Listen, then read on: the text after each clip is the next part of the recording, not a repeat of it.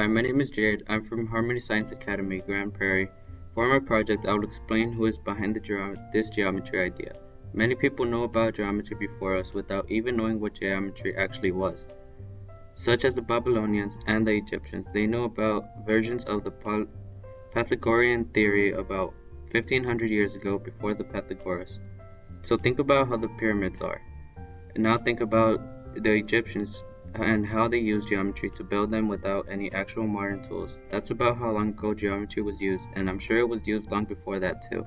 If they could build the pyramids back then with no modern tools, just using geometry, imagine the great things we can do today with all the tools and advances that we have to this day. Imagine all the endless possibilities and adventures there are to explore using geometry. But to understand everything, first we have to reflect and know about its history. I use Google Drive and PowerPoint poster for my demonstration for my project. In my project, I created an explanation of who is behind this geometry idea.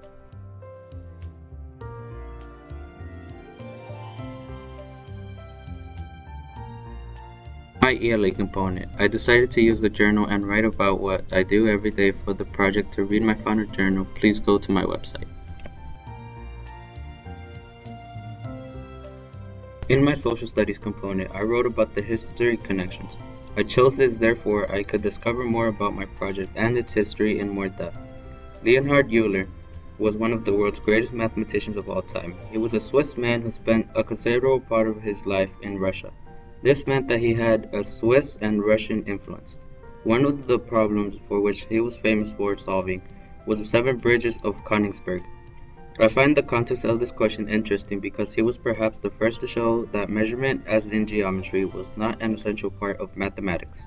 This problem could be reduced to a simple question of connection. To read my full essay, please go to my website.